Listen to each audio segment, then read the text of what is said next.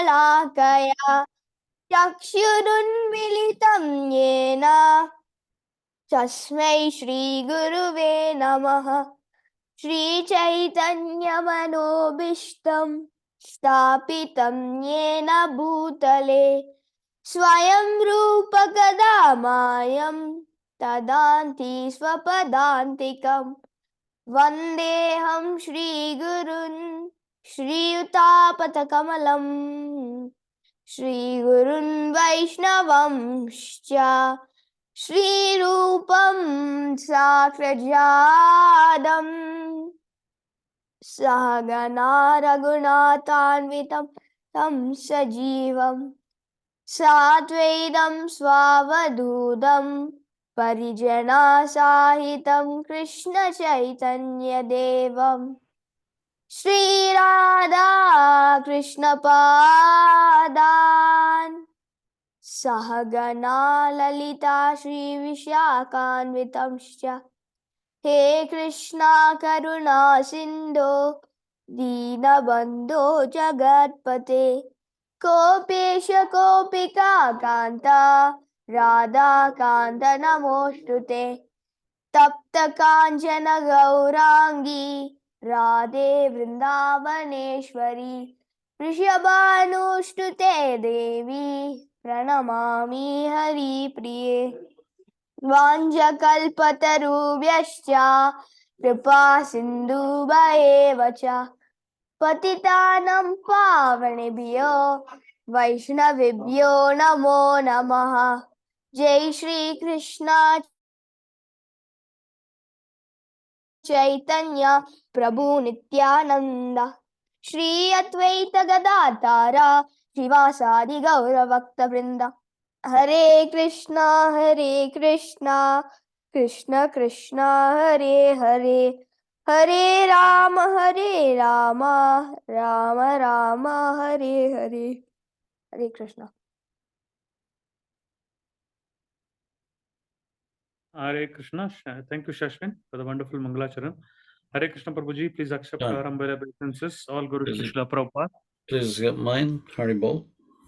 Prabhuji, we are reading from the second canto, 5th chapter. And Mataji had given you verse from 12 to 14. Yes, that's okay, right. Okay. Okay. Yes. Okay. Jai, reading from Srimad Bhagavatam, Canto 2, Chapter 5, Text 12 to 14, the cause of all causes. Tasmai namo Bhagavate Vasudevaya Dhimahi Yanmayaya Dujaryaya Mam Vadanti Jagat Gurum. Translation. I offer my obeisances and meditate upon Lord Krishna, Vasudeva, the personality of Godhead, whose invincible potency influences them, the less intelligent class of men, to call me the Supreme Controller. Purport by His Divine Grace, Srila A.C. Bhaktivedanta Swami Srila Prabhupada. As will be more clearly explained in the next verse, the illusory potency of the Lord bewilders the less intelligent to accept Brahmaji, or for that matter, any other person, as the Supreme Lord. Brahmaji, however, refuses to be called this, and he directly offers his respectful obeisances unto Lord Vasudeva or Lord Sri Krishna, the personality of Godhead, as has already offered and he has already offered the same respects to him in Brahma Samhita 5.1. Ishvara Parama Krishna Satchidananda Vigraha Anadi Radha Govinda Sarvakarna Karnam. The Supreme Lord is the personality of Godhead, Sri Krishna, the primeval Lord in his transcendental body, the ultimate cause of all causes. I worship that primeval Lord Govinda. Brahmaji is conscious of his actual position, and he knows how less intelligent persons, bewildered by the illusory energy of the Lord, whimsically accept anyone and everyone as God. A responsible personality like Brahmaji refuses to be addressed as the Supreme Lord by his disciples or subordinates, But foolish persons praised by men of the nature of dogs, hogs, camels, and asses feel flattered to be addressed as the Supreme Lord. Why such persons take pleasure in being addressed as God, or why such persons are addressed as God by foolish admirers, is explained in the following verse. Om Gyana Timiranda Syankanangana Shalakaya Chakshar Unmalitam Jaina Tasmai Shri Gurave Namaha. So it's interesting here how Brahma is speaking, of course, and he's using the word that we use every day in our Gayatri, Dimahi. Do meditate upon him. So when we're in meditation, Prabhupada is speaking here mostly about those who refer to unqualified personalities as God. But we also have unqualified personalities referred to as Guru. And Prabhupada gave many examples in his preaching about the unqualified gurus who were accepted as, almost as on the platform of Bhagavan. We know the famous words Vivekananda and Ramakrishna and so on and so forth. And plus up to the modern day times, the ones who are, the dust people producing the dust and all this kind of stuff, and gold from their back pockets, and it's all, it doesn't only apply to these obvious cases. It applies right across the board, and it doesn't only apply in Hinduism. It applies in Christianity, it applies in Judaism, it applies in Islam. It's right across the board. There are bogus people everywhere. And in some cases, even, we have monuments to these people over the thousands of years, over the hundreds of years, over the decades, and over even in recent times, where monuments or samadhis, we can call them, have been erected to people who are completely and totally unqualified. And people go and worship at these places and they actually become places of pilgrimage. And there are there are so many, even within Catholicism, there are so many, and places where, the mother of Jesus is supposed to have appeared and done so many miracles. No evidence whatsoever, just completely and totally based on a speculation. And that's, for the guru, what to speak of. So Brahma here, although he is the creator, in his case, he has some qualification. He is actually the creator, but he's the secondary creator. Just like in the Bible, it says that the first human beings, they were created. God picked up some dust, some mud from the earth, and he molded it into the shape of Adam, and then he invested some. By his Shakti, he invested some power into that shape, and man was created from that, and then woman came from the man, and so on and so forth. It's a somewhat simplistic version, but at least it acknowledges the idea that there is a creator, and ultimately we are not the Ishvara. So regardless of the analogy may be a little bit different from the way we describe it, but there is the idea of a creator.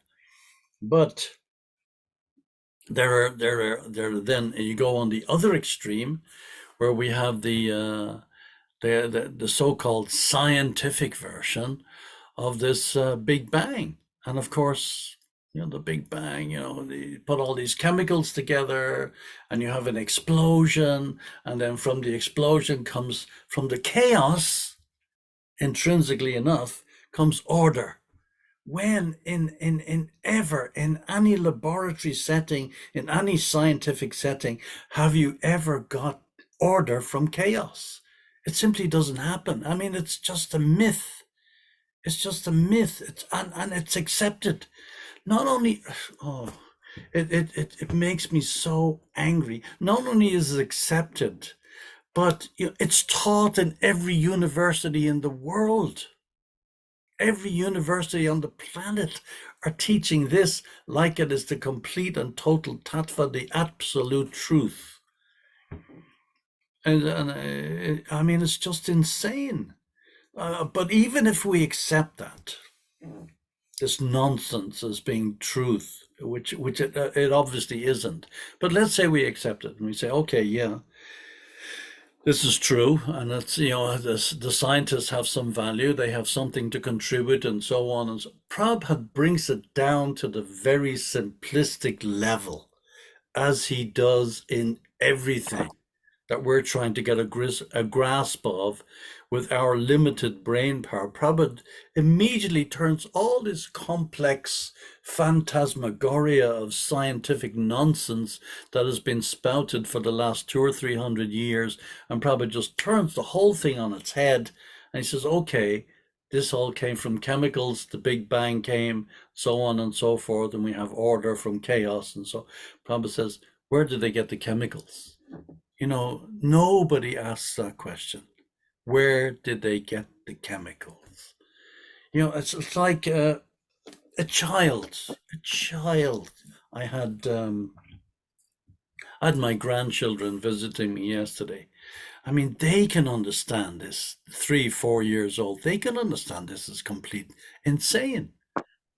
And you know, it's like if you take all the ingredients that go into building a house, you know, the bricks and the cement and the timber and the wiring and you know, whatever it is, that, you know, the foundations and the roof tiles and everything like that, and you put them in a big heap in the middle of the compound where you're going to build your house, in the middle of your plot, and you put a stick of dynamite underneath the whole thing and you blow it up, and then from there comes a house.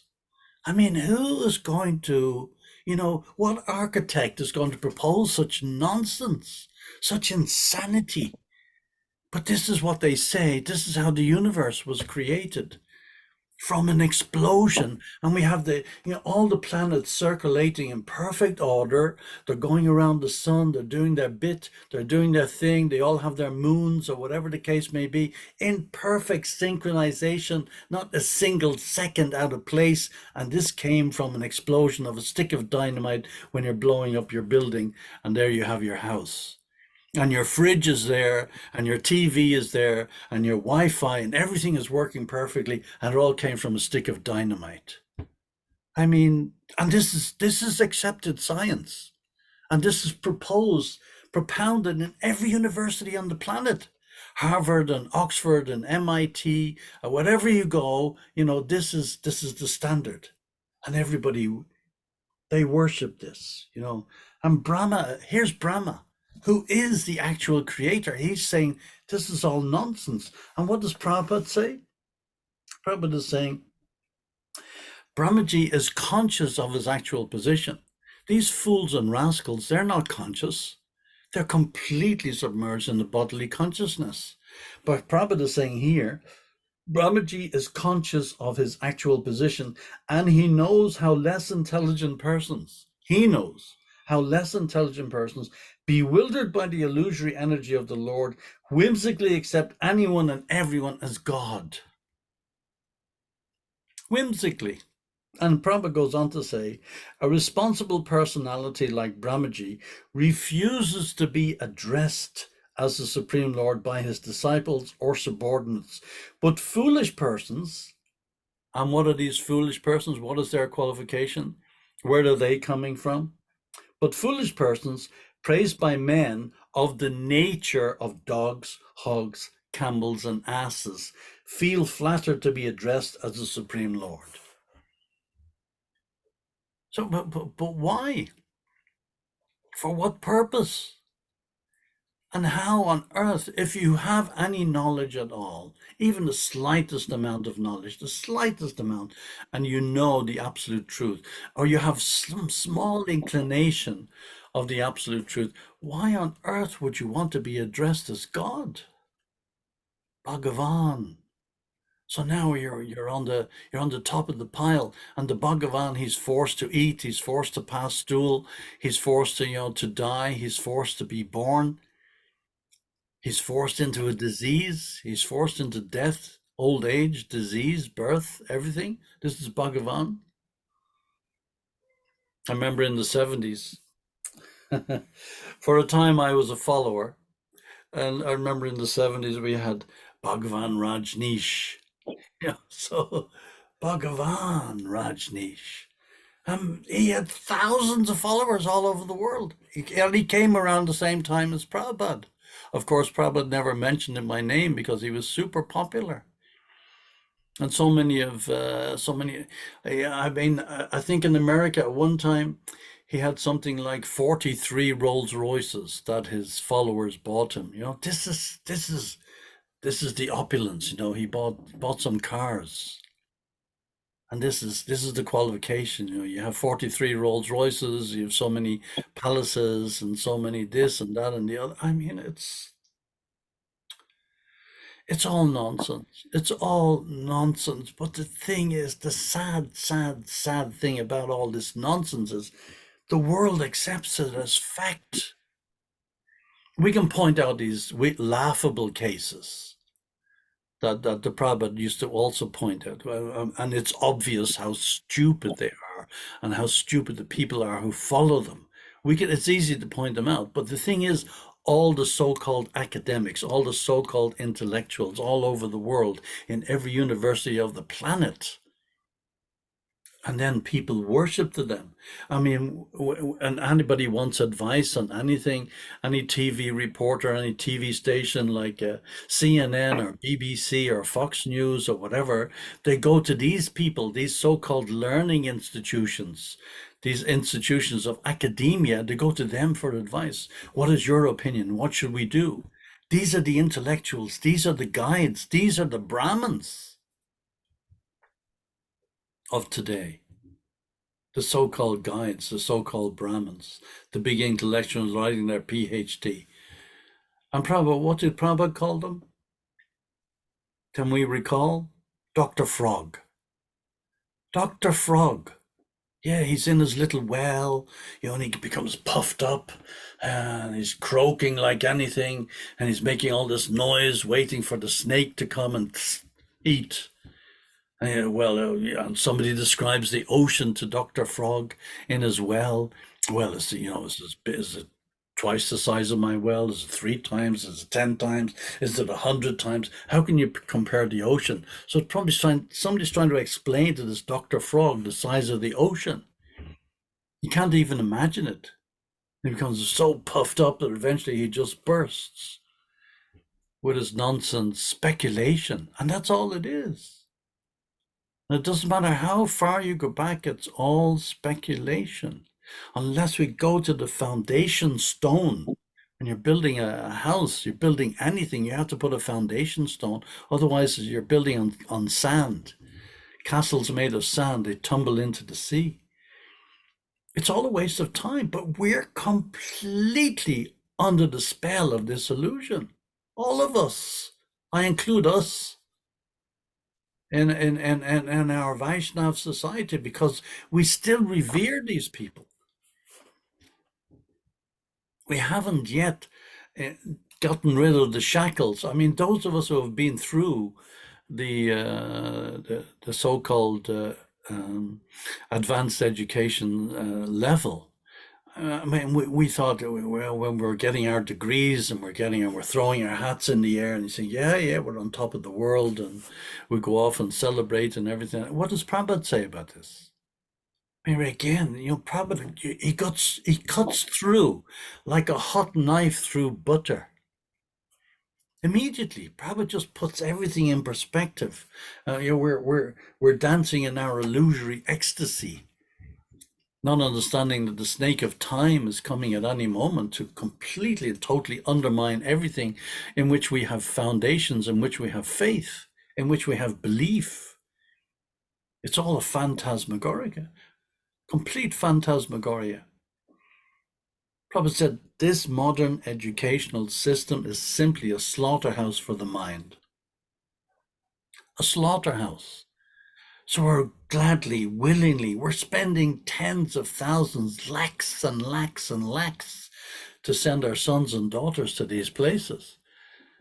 Yes, we have to be a part of the society, and my children have also gone to university and they've got their degrees, but at least they got the foundation behind them to help them to understand this is just a way and a means to move forward in the world. But it doesn't mean that whatever they're teaching you in university or whatever they propound as being the absolute truth, that you should just blindly accept it. Like the blind following the blind, and they both fall into the ditch. It's probably just the perfect example. I mean, with the way the state of the wars that are going on in the world today, the insanity of it. And Prabhupada says, since 1947, we've had this United Nations where we've had nothing but disunity. So all these so-called nations of the world, they've come together to propound the idea of peace, peace. The hypocrisy for peace. We slaughter tens of millions of animals, innocent animals, every day to consume for our tongue, and then we're crying because children are being killed in a war. I mean, it's just like it's insane. It's so sad that children are dying in any conflict. But then we have to get back to the root. The root cause of that conflict is that we have completely and totally forgotten our original constitutional position in relationship to Bhagavan, in relationship to the Supreme Lord, the actual God. Regardless of what we call the religion, the name of the religion is completely irrelevant. But unless we get back to the notion that I am a servant, and I am a servant, and I am a servant, and I am a servant, everything else is a waste of time. But if I want to be the Ishvara, this is the end result. This is the end result. This is what we see. And it doesn't matter where you go. It's not that we say, the West is completely at fault, or the East is completely at fault, or North or South, or whatever it may be. They're all at fault because they're all going completely in the wrong direction. They come together in New York in their United Nations. They can't agree on anything. And then even if the whole world agrees on something, then one of the so-called proponents of the free world says, no, I object. And that one objection is enough to override everybody else's opinion. I mean, it's mad. It's completely mad. And it all stems from this verse. Ishvara Parama Krishna Satchitananda Vigraha Radhe Govinda Sarva Karana Karanam. This one simple verse from Brahma Samhita. If anybody in the world who has any brain, any of the leaders just took this one verse into consideration, how much of a change there would be. The Supreme Lord is the personality of Godhead, Sri Krishna, the primeval Lord. In his transcendental body, the ultimate cause of all causes. Parama Krishna. I worship that primeval Lord Govinda. So here's Brahmaji, the actual creator of the universe. He's saying this. So in our little tin pot, little dictator hats that we put on, Napoleon or Alexander the Great or this one or that one or this empire, that time, it's all nonsense. All of it, it's all nonsense. And, unless, we come around to this very basic point, we're not going to get anywhere. And we can't say, oh, this doesn't affect us, we're devotees, we're this, we're that, we're aloof. We're Brahmins and we're not a part of this. We are. And it's up to us now, the ones who have been given this knowledge, it's up to us to help to convince others. This is mad. This is mad. Unless we get the foundation right, unless we go in the proper direction, unless we get the proper guidance from someone who knows, from somebody who actually understands. Tadvidi pranipratena pariprashnena sevaya upadekshanti tekyanas gyaninas tattvadarshina. Somebody who has seen the truth, who understands what is true. we're just banging our heads off a wall. We're not going to get anywhere.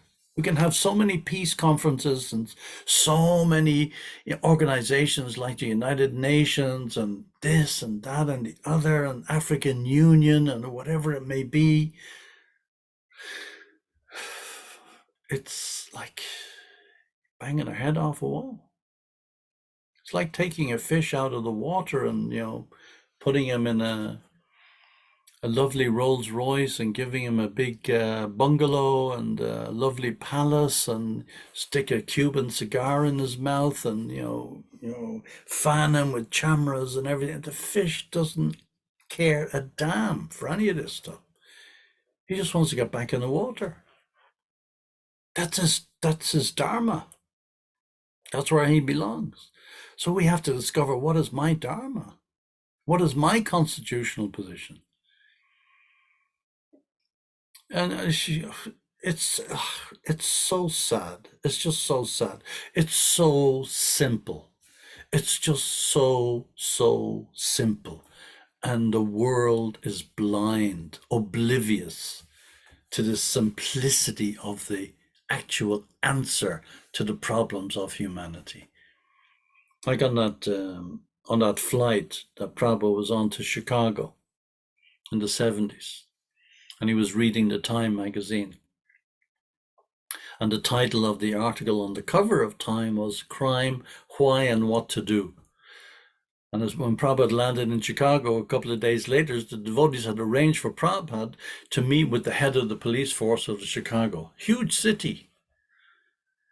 And Uttama Shloka, I think it was, who arranged that meeting. Uttama Shloka Prabhu. He was temple president in Chicago at the time. And Prabhupada had a whole discussion, and that discussion, it appears in the Science of Self-Realization book. You can read it and look it up. Prabhupada's giving us very simple solutions to the head of the police, practical solutions. Crime, why, and what to do. It's not just pie-in-the-sky philosophy, and we sit down, we recite mantras and shlokas, and we have havans and yagyas, and we do this and this and this. That's there. But we also have practical solutions on how to solve the problems of mankind. But do we believe them? Do we accept them as truth? Or do we just, parrot fashion, spout these things and just, repeat them? Just like we repeat our mantras every day in our Gayatri or whatever the case may be. But do we actually believe it? And if so, to what extent are we putting it into practice, and to what extent are we trying to convince others that this is the route you should go? We have to be, the world's in chaos. It's mad. There's no hope for it. None. Except this philosophy. This philosophy is the saving grace for mankind.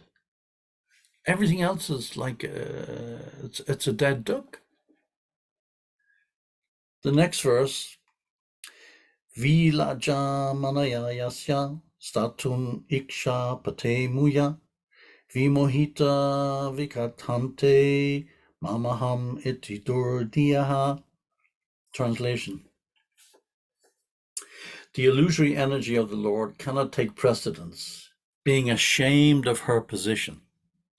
But those who are bewildered by her always talk nonsense, being absorbed in thoughts of it is I and it is mine. You see this? This is the verse.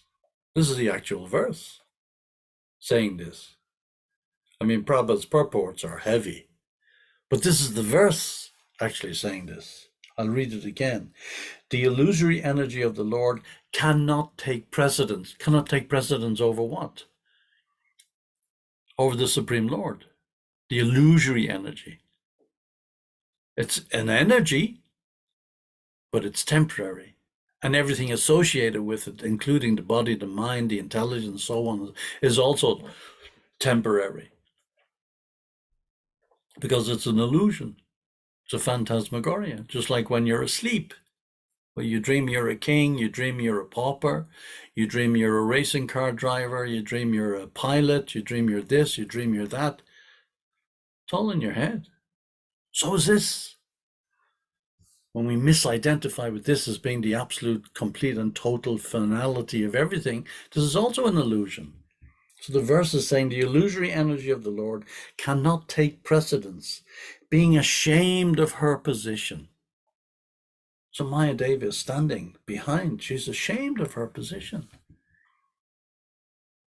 But those who are bewildered by her always talk nonsense. This is the verse. Being absorbed in thoughts of it is I and it is mine. Purport by Srila Prabhupada.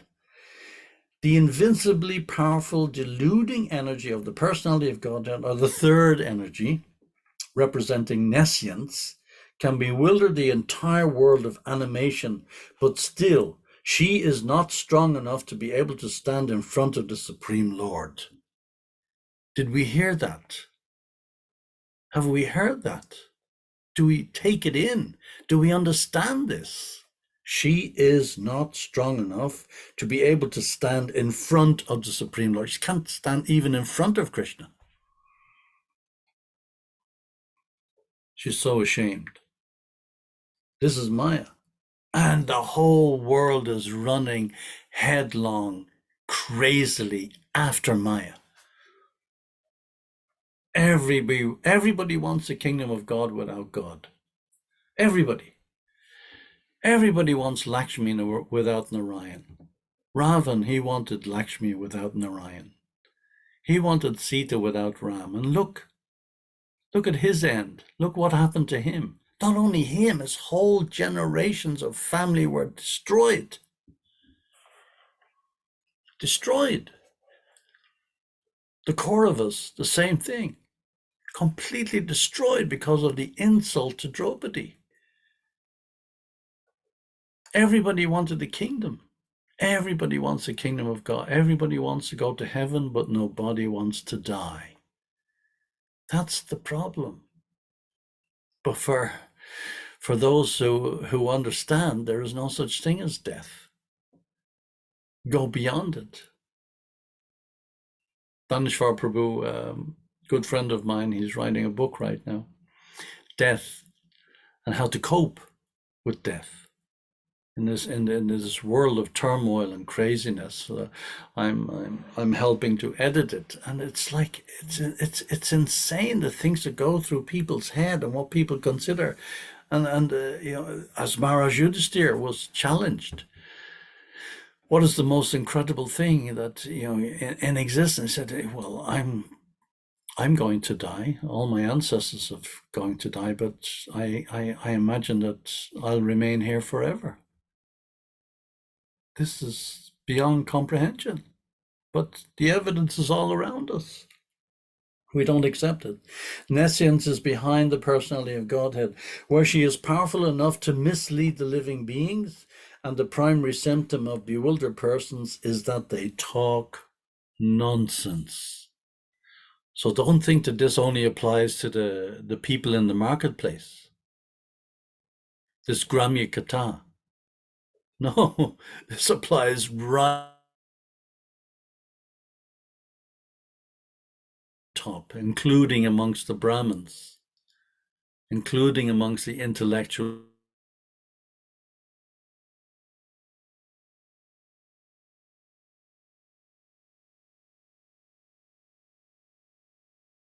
Nonsensical talks are not supported by the principles of Vedic literatures, and first grade nonsense talk is, it is I, it is mine, aham mameti. That's what we're interested in, aham mameti. It's my, I, me, and mine. Yes, but what is this I, me, and mine? Even that is an illusion. Because it's not this I, me, and mine. It's something completely beyond that. Completely. A godless civilization is exclusively means 100% dedicated, is exclusively conducted by such false ideas and such persons without any factual realization of God, except a false God, or falsely declare themselves to be God to mislead persons who are already bewildered by the deluding energy. Have we got that piece? That's a very, very interesting statement. falsely declare themselves to be God, who mislead persons who are already bewildered by the deluding energy. So they declare themselves to be God, and then they mislead others who are already in illusion. So the illusion is cemented, like that really sad case, that horrible, horrible case in Mombasa last year, where all those people followed that idiot and fasted to death. Hundreds of people.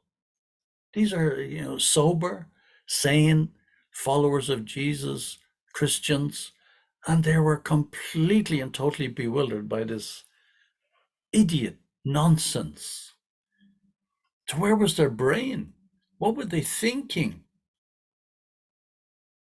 Somebody tells you, the way to reach God is to die, fast to death, without any realization, without any understanding, without any cognizance of what the absolute truth is, by starving yourselves to death.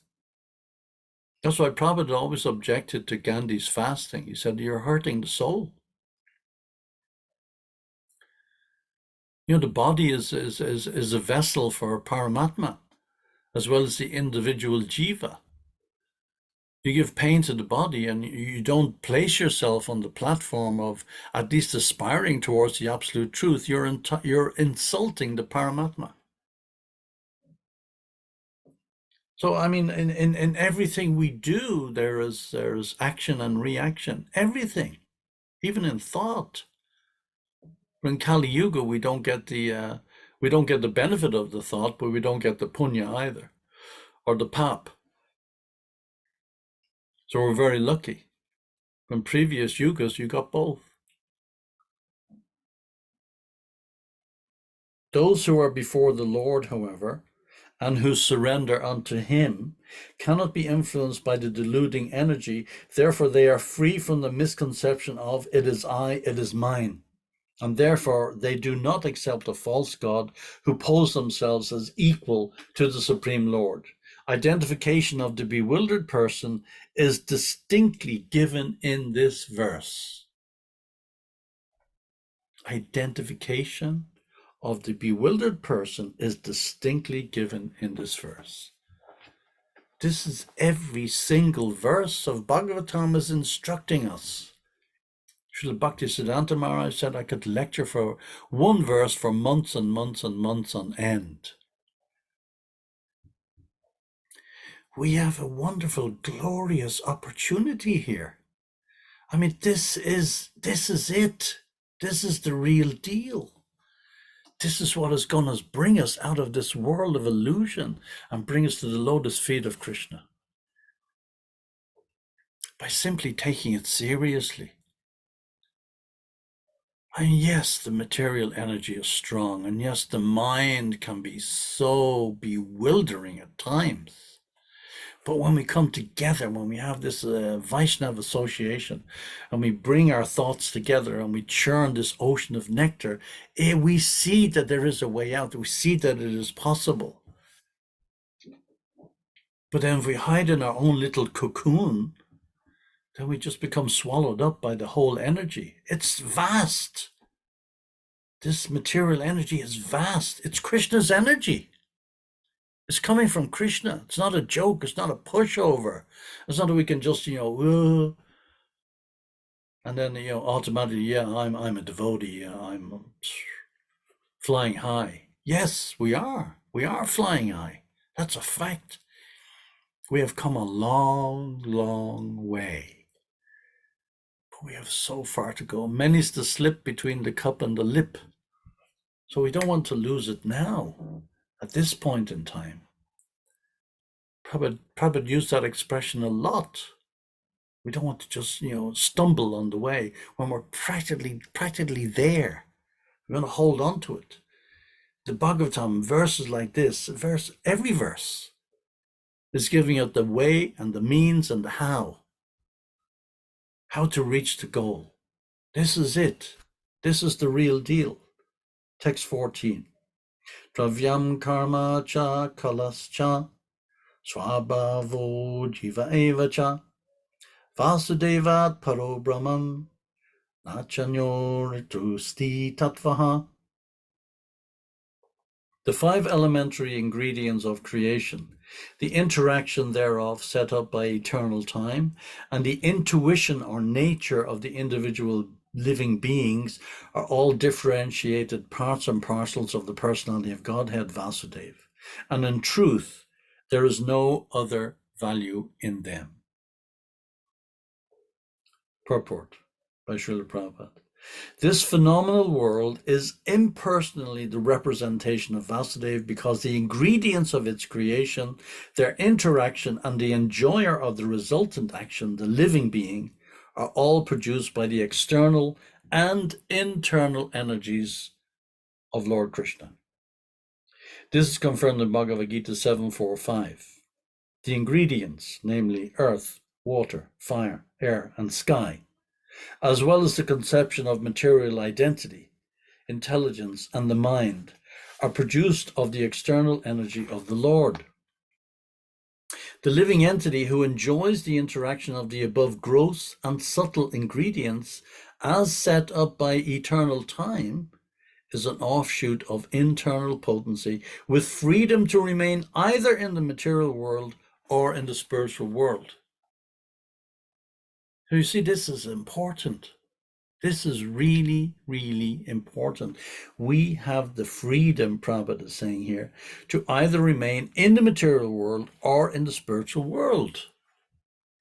The choice is mine. Completely and totally mine. It's 100% up to me. If I want to continue with the suffering, I want to continue with the birth, death, old age, and disease, that opportunity is completely open. Why does Krishna say in Bhagavad Gita, at the end, he says to Arjuna, now I've given you all this knowledge, I've given you all this information, I've given you all this instruction, deliberate on it, think about it,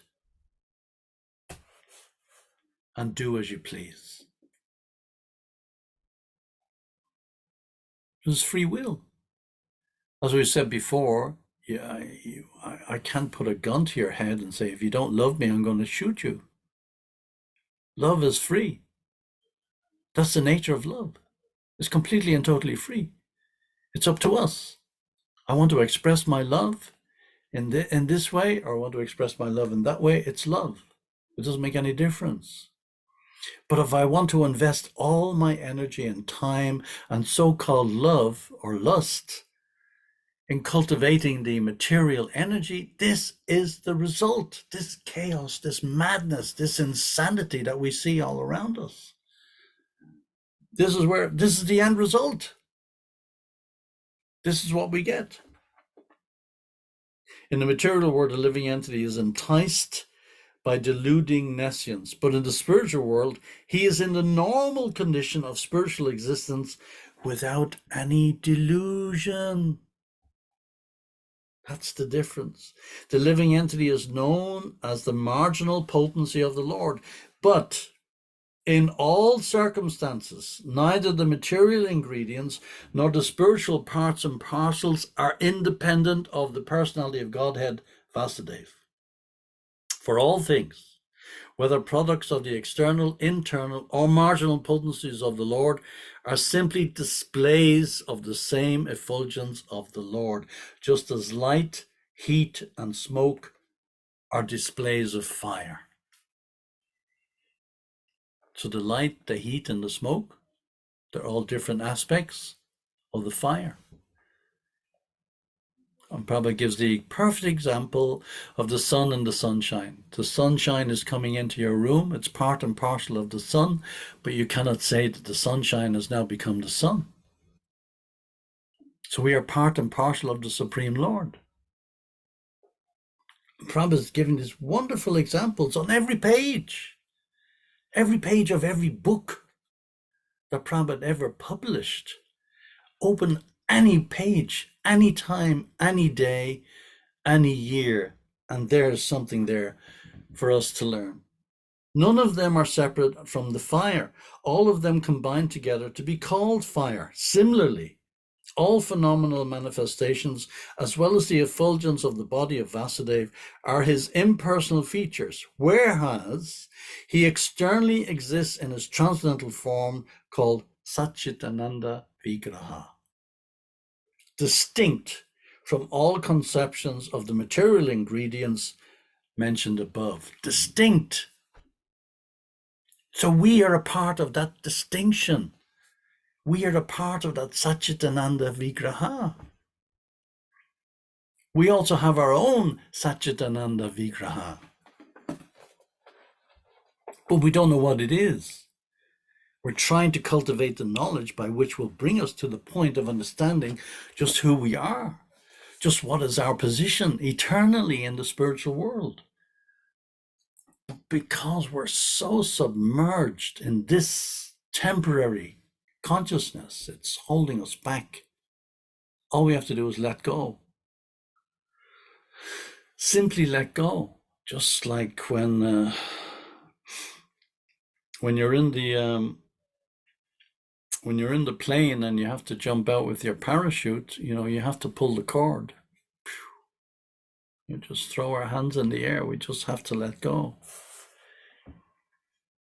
There's there is no other way. There is no other way. There is no other way. How many times have we heard that? And how many times do we, subconsciously reject it? Yeah, there's no other way. Yeah, that's fine, okay, but I'll find a way. Look at me, I'm intelligent. I know there is another way. There is, definitely, there has to be. No. Harinam, Harinam, Harinam, Eva Kevalam, Kalo Nashteva, Nashteva, Nashteva, Gataranyata. Hello? Hello? We heard that? That's it.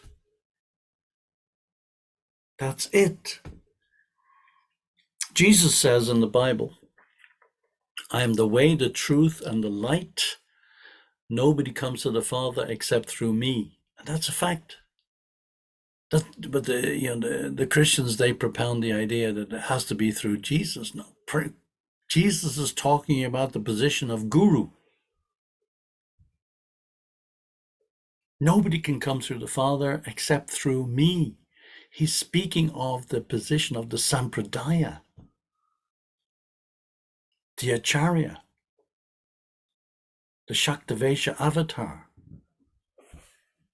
When he speaks the absolute truth, then he's the guide. He's the one who holds the beacon that brings us to the lotus feet of the Lord. That's what the reality is. Everything else is just, they say, oh no, it has to be, it has to be through Jesus, it has to be through Muhammad, it has to be through this, it has to be through that. No. The absolute truth is there everywhere, if we want to see it. Prabhupada was walking across a bridge in Pittsburgh, Pennsylvania, and was showing what the steel was that was made from. Unalloyed steel, it says, whenever year the bridge was made. They put on a plaque when it was made and what is meant. Prabhupada said, yes, this is what we want. Everything, it doesn't matter what it was, 24 hours a day, going on a morning walk, going to take rest, waking up, chanting Gayatri, taking prasadam. Prabhupada gave the perfect example for everything we should do in our life and what way we should follow. Unalloyed steel. So immediately Prabhupada said, this is what we want, unalloyed devotion. Immediately, Prabhupada just caught his eye. Immediately said, this is what we want, unalloyed devotion. This is unalloyed steel. We want this in service to Krishna. Everything can be dovetailed in the service of Krishna. We can look all over the universe and we have everything here on earth.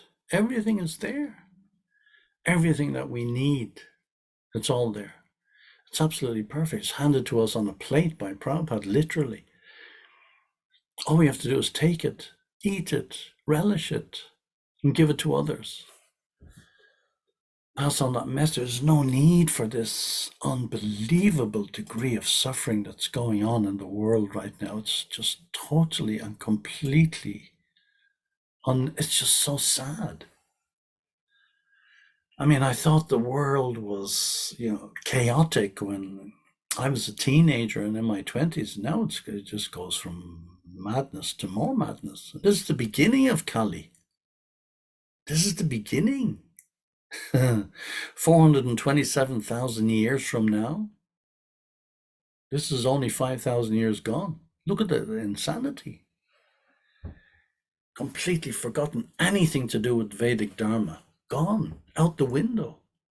Even after the time of Mahaprabhu, it took all that time, 200 or 300 years, where the knowledge was lost. Krishna speaks of Bhagavad Gita being spoken to the sun god. And then in time it was lost, Krishna says. And it's the same with Mahaprabhu. In such a short time, it was gone. Till the advent of Srila Bhaktivinoda Thakur, who just blossomed and brought us back again and spread it and sent the Lord Chaitanya's life and precepts to every university in the world in 1896, coincidentally the same year Prabhupada was born. And then his son, Srila Bhaktisiddhanta, and then Srila Prabhupada, our own Srila Prabhupada. I mean, it's like in the last 100 years, we have three amazing personalities of this stature we haven't had in the history of Vaishnavism. So, I mean, we really, really need to take shelter in this philosophy at this point in time. Padam padam yadvi padam natesham. It's like it's there every single moment in time. And then what we read in these few verses today, we see it's just amazing stuff, amazing philosophy. We have to take advantage of it. We really do. So we've got a couple of minutes left. Thank you very much for joining us, and thank you very much for your patience in listening. Very much appreciated. And if there are any questions or comments, I'd be very happy to hear whatever anybody has to say. Thank you. Haribol. Thank you. Thank you so much, Prabhuji, for this wonderful class. I was just thinking all this madness you are talking about, the chaos and what the world leaders are, doing about the happenings of this world. Is it just because of the ignorance of general mass of people that it's just we don't have the direction where to go? Yes, I mean, we have a rishi in charge of the UK. a rishi.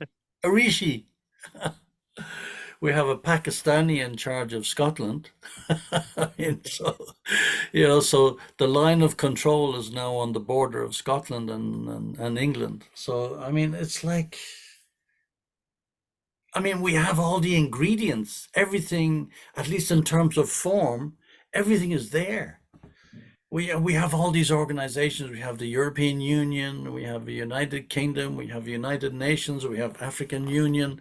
They're all set up for the greater purpose to advance the cause of humanity. But the problem is they don't even know what advancing the cause of humanity is. They don't know. That's the problem. Everybody's going in this sentimental direction. Oh yeah, we want world peace and we want love and we want to feed the hungry, and we're providing world peace. We're providing food for life for tens of thousands of people all over the world every day. How many people are coming to our temples? Rich, poor, we don't discriminate. It's completely irrelevant to us. Who walks in the door? They get fed. So we're doing it, and it's like second nature. We don't think we're doing anything glorious or wonderful by feeding all these millions of people all over the world in so many of our centers everywhere. And not only us, not only ISKCON, the Gaudiya Math, they do the same thing. Everywhere you go, you get fed. So the food is not the problem. The peace is not the problem. It's the direction in which people's consciousness is taking them. That's the problem. And it's like yeah, okay, stop the war. Yeah, stop the war, fine. Bring peace to the world, fine. That's great. Let's do that. Nobody's saying that that's a bad idea. But then what? Then what? Then you want to bring peace to the world, and you still want to carry on with your nonsense. You still want to cut the throats of innocent animals, millions and millions and millions of them every day, and carry on. So is that what you want to continue doing? Eating your burgers? What's the most popular restaurant in the world is McDonald's, KFC. Let's face it. You even have them in India. But is this going to bring peace? Is this material advancement the way we see it? Is this bringing peace? Is bringing the peace we want? We don't understand. For every action, there's an equal and opposite reaction. This is a fact of physics. This is the physical law of nature. You put your hand in the fire, you're going to get burned. So the problem is, we're just... nobody wants to accept the truth.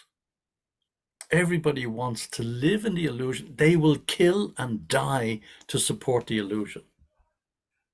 And they will kill you because you present them with the truth. Oscar Wilde, he said, if you want to tell me the truth, you better turn it into a joke. Otherwise, I'll kill you. Yeah, but this is true. Who is providing the alternative to the madness that's going on today? It's all the comedians all over the world. They're providing the alternative to the politicians. The comedians. We have comedians who are the only ones who are thinking. All the so-called serious guys are nonsense. All nonsense because they're following the wrong direction. Rishi, we have a Rishi in charge of the United Kingdom, the empire that conquered India and conquered the whole planet. And he's just spouting nonsense 24 hours a day. So what's the point of having a Hindu in charge or a Pakistani in charge of Scotland? What is the use? It was, oh yeah, this is glorious. Let's pat ourselves on the back. Yeah, we got a Hindu in charge of the old empire. Why? For what? Somebody who wants to continue with the chaos and the bombing and the slaughter of children, and this is what they're advocating. This is their idea. So why set up this United Nations? What for? It's a total failure. It's a total failure. So we don't want form. We're not interested in form. We want substance. If you don't have substance, the form is just an illusion. That's all it is. It's just an illusion. So, there may be a feel-good factor, and somebody you voted for is now the president or the prime minister or whatever the case may be, and it may feel good, but we have to see what is the end result. Prabhupada used to quote that verse from the Bible a lot. By the fruit you can tell the tree. Jesus, that was a famous quote from Jesus. By the fruit you can tell the tree. So what is the fruit?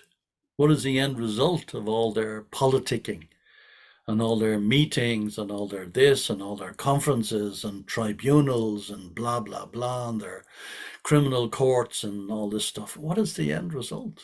It's all more and more and more and more nonsense. And it just goes from one nonsense to another nonsense to another. Wet stool, dry stool, it's all stool.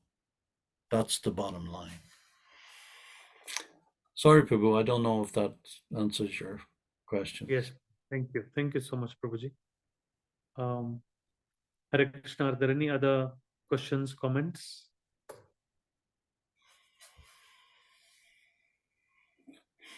We've just exhausted the time. Hare Krishna. Induleka Mataji, will you be able to end the session? Hare Krishna. Hare Krishna, everyone. Hare Krishna, Vidura Prabhuji. Thank you so much, as always, as usual, with all your knowledge and telling us the facts that is happening. It's not like fiction. It is happening in the world where we are living.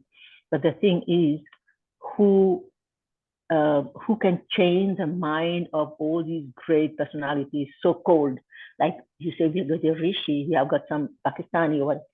It doesn't matter who comes, they all will be corrupted. Whoever comes, they will be corrupted.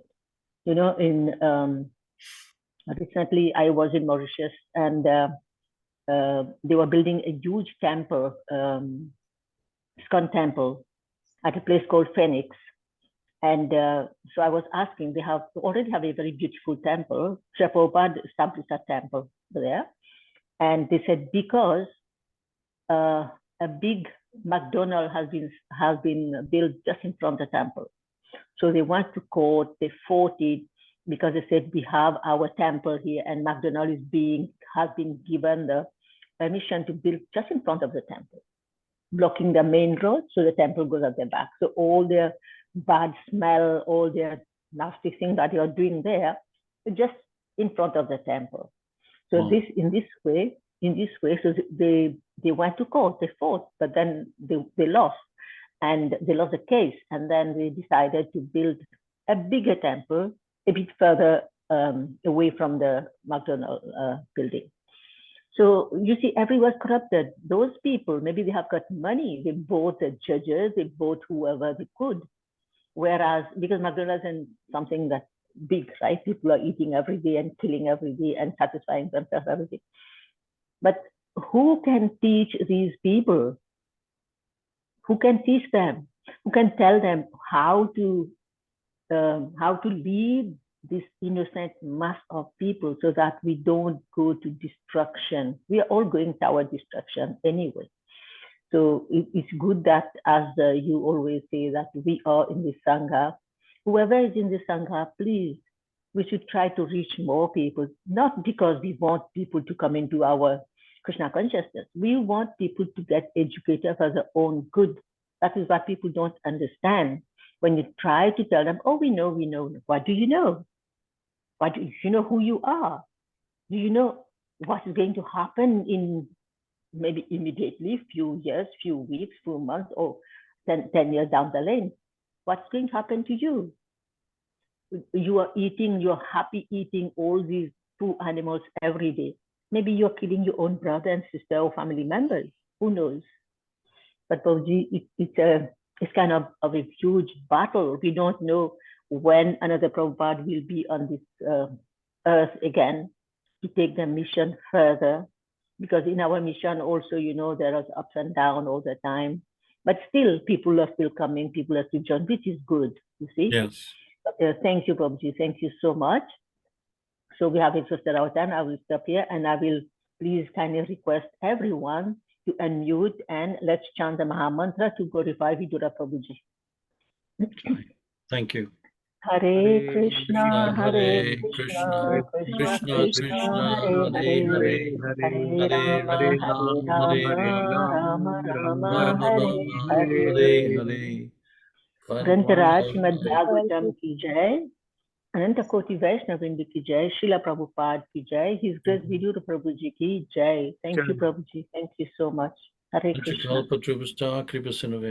Patitanam pavanebhyo Vaishnavebhyo namo namaha. Thank you, Hare Krishna. Thank you. Good night, everybody. Hari Bol. Thank you, Prabhuji. Hare Krishna.